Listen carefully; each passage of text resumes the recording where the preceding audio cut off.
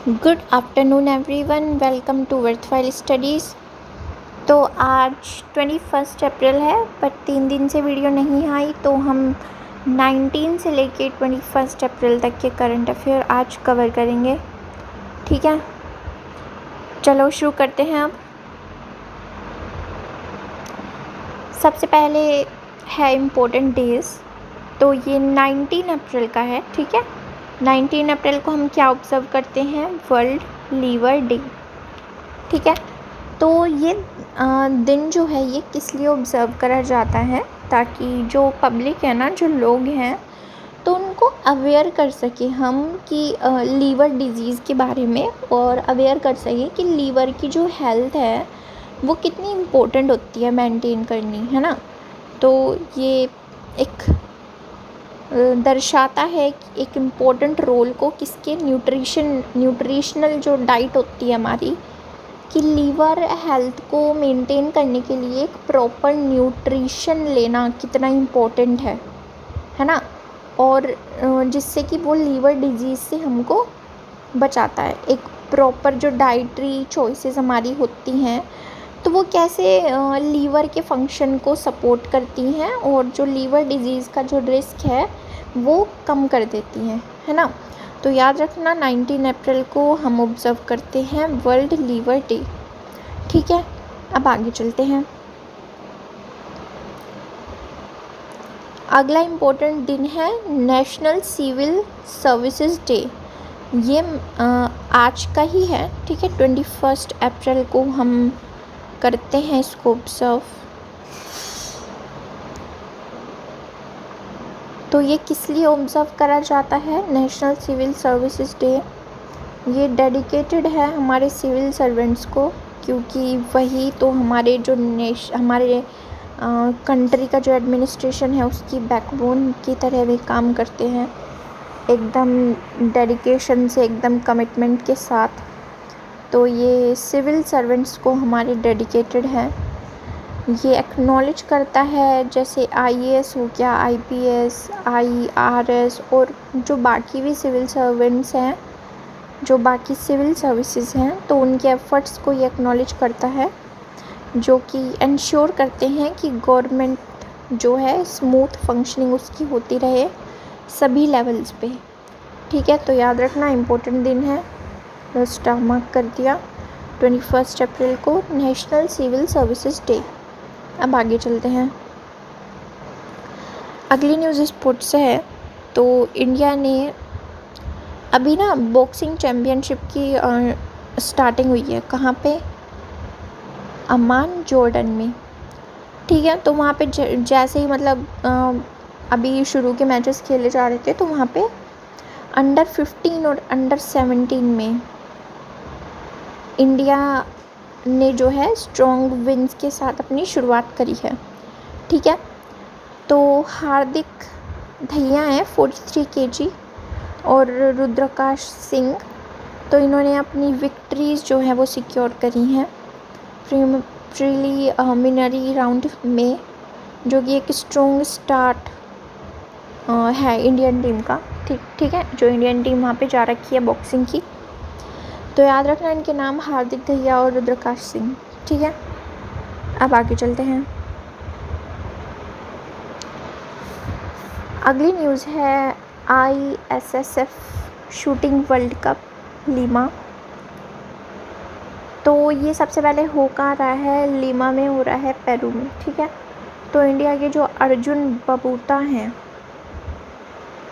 तो उन्होंने जीता है मेंस 10 मीटर एयर राइफल में सिल्वर मेडल। ठीक है, तो नाम याद रखना इनका, अर्जुन बबूता ने सिल्वर मेडल जीता है मेंस 10 मीटर एयर राइफल में। ठीक है, अब ये जो शूटिंग वर्ल्ड कप है ना, ये ख़त्म हो गया है। ठीक है, तो अब जो लास्ट वाले जो मेडल्स होते हैं, तो उनके नाम आएंगे सामने। तो अभी ये पढ़ो कि मेंस 10 मीटर एयर राइफल में सिल्वर जो है विन करा है अर्जुन बबूता जी ने। अब आगे चलते हैं। अगली न्यूज़ है महाराष्ट्र की जो स्टेट वाइल्ड लाइफ बोर्ड है। ठीक है, तो उसने DPS वेटलैंड है एक, DPS फ्लेमिंगो लेक है। फ्लेमिंगो लेक अभी इसको बोला किस लिए जाता है क्योंकि यहाँ पे बहुत सारे फ्लेमिंगोज जो हैं वो आते हैं एक प्रॉपर सीज़न में। माइग्रेटरी फ्लेमिंगोज होते हैं ये, दूर दूर से आते हैं और यहाँ पे ये मतलब जाना किस लिए जाता है क्योंकि एक क्रिटिकल फीडिंग और रेस्टिंग ग्राउंड है माइग्रेटरी फ्लेमिंगोज के लिए। ठीक है, तो अब इसको ना एक फ्लेमिंगो कंजर्वेशन रिजर्व जो है वो डिक्लेयर कर दिया है Maharashtra state wild life board ने। ठीक है, तो किसको किया है? DPS वेटलैंड को किया है एज फ्लेमिंगो कंजर्वेशन रिजर्व। ठीक है, कहाँ पे? नवी मुंबई में। चलो आगे चलते हैं। अगली न्यूज़ है इंडिया के यंगेस्ट कैबिनेट मिनिस्टर हैं जिनका नाम है Shri Kinjarapu Ram Mohan Naidu ji. Youngest cabinet minister हैं ये और ये सेलेक्ट हुए हैं as one of the world economic forums के यंग ग्लोबल लीडर्स फॉर 2025। ठीक है, इनका नाम जो है वो सेलेक्ट हुआ है वर्ल्ड इकोनॉमिक फोरम के जो यंग ग्लोबल लीडर्स हैं उनमें। तो अब ये जो प्रेस्टिजियस ऑनर है ये क्या रिकॉग्नाइज़ करता है? इनकी एक इम्पैक्टफुल लीडरशिप, इनोवेटिव गवर्नेंस और पब्लिक सर्विस के लिए जो इनकी डेडिकेशन है उसके चलते इनको ये जो सम्मान है वो दिया गया है। अब आगे चलते हैं, नाम याद रखना है इनका। अगली न्यूज़ अपॉइंटमेंट से है।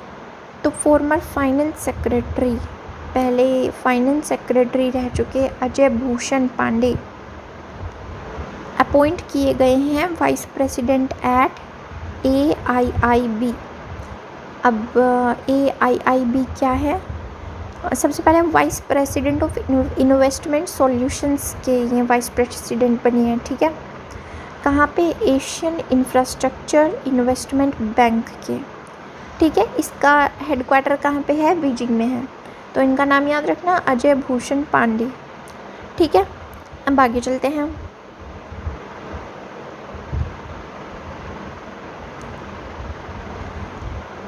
तो अगली न्यूज़ है एक मल्टीनेशनल एयर कॉम्बैट एक्सरसाइज के लिए।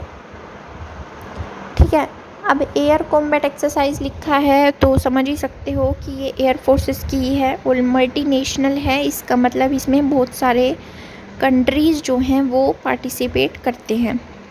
ठीक है, तो इंडियन एयर फोर्स ने भी इसमें पार्टिसिपेट करा है और ये एक्सरसाइज का नाम क्या है? Desert flag 10। होस्ट कौन कर रहा है इसको? UAE कर रहा है। ठीक है, तो इंडियन एयर फोर्स ने भी इसमें पार्टिसिपेट करा और डिप्लॉय करे अपने MiG-29 और जैगवार फाइटर जेट्स। ठीक है, इस एक्सरसाइज के लिए। अब ये जो एक्सरसाइज है डेजर्ट फ्लैग 10, इसमें टोटल ना 12 नेशंस पार्टिसिपेट कर रहे हैं इंक्लूडिंग इंडिया। ठीक है, मतलब इंडिया से अलग 11 हो रहा है, तो टोटल जो है वो 12 नेशंस इसमें पार्टिसिपेट कर रहे हैं। ठीक है, तो अब ये जो एक्सरसाइज है इसका जो एक प्राइमरी ऑब्जेक्टिव है वो क्या है कि जो कॉम्प्लेक्स और डाइवर्स फाइटर एंगेजमेंट्स होती हैं ना उनको कंडक्ट कराना और जो ऑपरेशनल नॉलेज और प्रैक्टिसेस हैं तो उनकी नॉलेज जो है वो एक्सचेंज करना आपस में, है ना।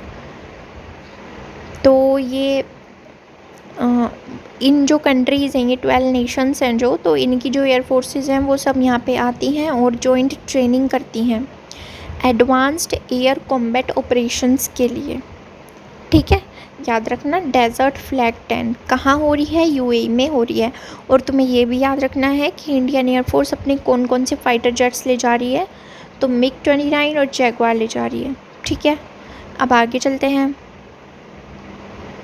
अगली न्यूज़ है AIKEYME 2025 is strengthening maritime diplomacy in the global south. Global south से हम समझ ही गए कि अफ्रीकन नेशंस की बात हो रही है यहाँ पे। तो अब ये AIKEYME क्या है? अफ्रीका इंडिया की मैरीटाइम एंगेजमेंट 2025 इनॉग्रल हो गया है इसका, मतलब 13 अप्रैल से ये स्टार्ट हुआ था। ठीक है, कहाँ पे? दरसलाम, ठीक है। कहाँ पे? तंजानिया में दरसलाम है, तो वहाँ पे ये स्टार्ट हो गया था। एक इंडिया अफ्रीका मैरीटाइम रिलेशंस को स्ट्रेंथन करने के लिए, स्ट्रॉन्ग करने के लिए एक बहुत इम्पोर्टेंट लैंडमार्क मूवमेंट है, ठीक है।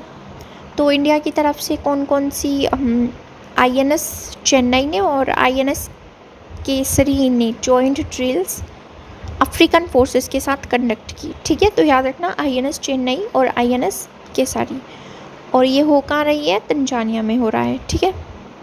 अब आगे चलते हैं। अगली न्यूज़ है climate and health Africa conference 2024।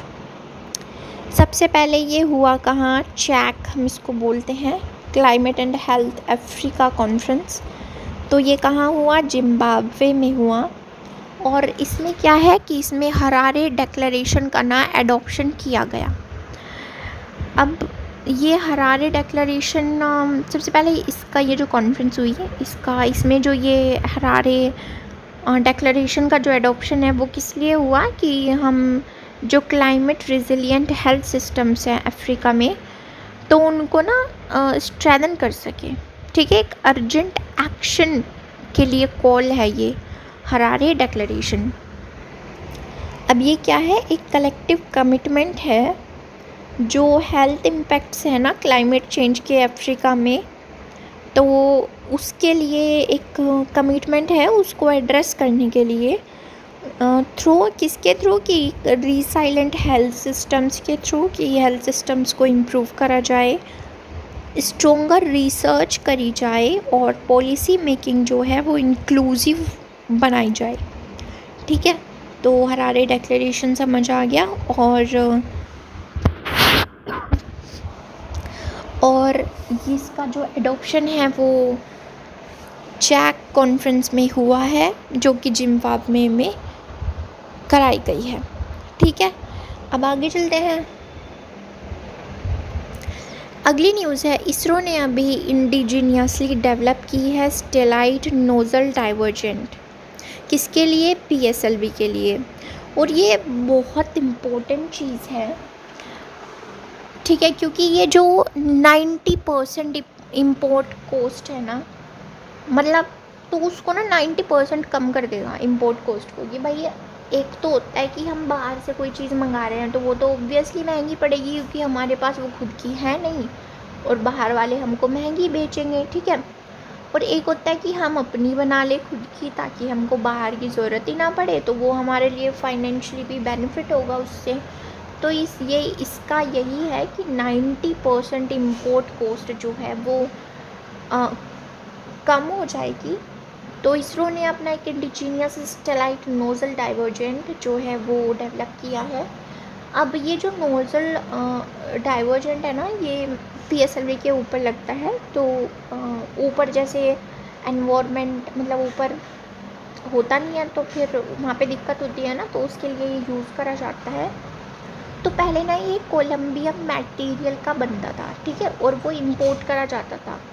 तो अब मतलब 4th stage PSLV launch vehicle में ये यूज़ होता है, ठीक है, कोलंबियन मटेरियल नोजल डाइवर्जेंट में। तो अब क्या करा कि ये जो नोजल डाइवर्जेंट है ये बनाया है ना, तो ये स्टेलाइट का बनाया है जो कि एक कोबाल्ट बेस्ड एलॉय है। अब एलॉय क्या होता है? जिसमें बहुत सारी चीज़ें हो, ठीक है, बहुत सारी चीज़ों का एडिशन हो। तो ये कोबाल्ट बेस्ड एलॉय है जिसमें ये कौन मतलब क्या क्या है? क्रोमियम है, निकल है, टंगस्टन है और आयरन है, ठीक है। तो याद रखना ये स्टेलाइट का बनाया गया है और पहले कोलंबियन मटेरियल का ये बनता था, मतलब इंपोर्ट होता था, बनता नहीं था, सॉरी। तो अब आगे चलते हैं। So that was all, thank you. Subscribe our YouTube channel worthwhile studies for daily current affairs video, और हमारे टेलीग्राम चैनल को भी ज्वाइन कर लो। इन वीडियोज़ के PDF वहाँ पे आ जाते हैं, तुम फिर रिवाइज कर सकते हो। थैंक यू, जय हिंद।